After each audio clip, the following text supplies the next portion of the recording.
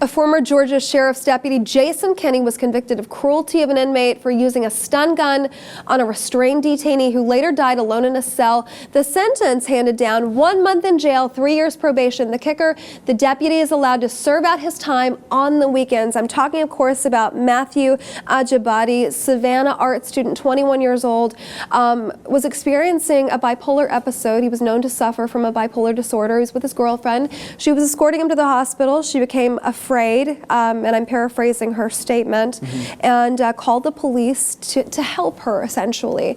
They arrest Matthew in jail. His hands are bound, his feet are bound. Kenney was found to have tased him 4 times. He later dies in a cell. Maxine Evans was also a sheriff's deputy on hand. She was also convicted for giving false statements to the grand jury. She lied, in a sense, about Kenney's involvement in Matthew's death. Here's the crux of this story, Nick. The fact that this deputy, he was found guilty of not manslaughter, and the coroner's office said that he died of blunt force trauma. So you tell me how a taser can result in blunt force trauma.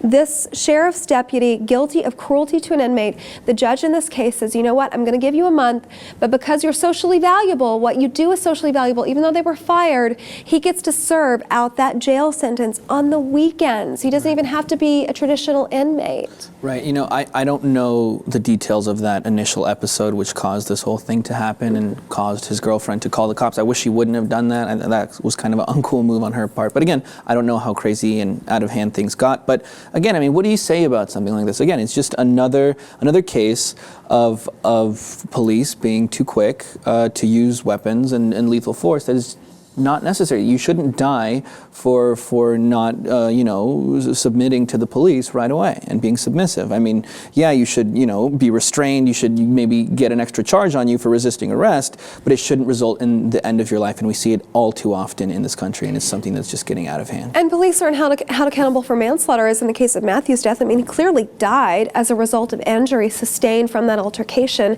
And the coroner is saying, look, this was blunt force trauma. I want to point out the kicker of this case, which is why I wanted to bring this on the lip today. The structuring of a sentence in this way is very unique, and it was something that I hadn't heard of prior to this case.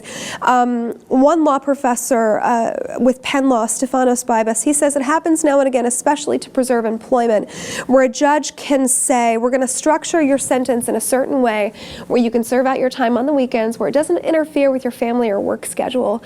That's unheard of. Right, well, it is so heard of, though. That's the problem, right? We see people getting away with this all the time. Just because you have that badge means you can get away with murder, and that's the way it is. I mean, it's completely unnecessary. Blunt force, there's no blunt force involved when we're talking about a taser here. So obviously there was some foul play that went on besides what they're saying it is. And again, it's just all too common in this country.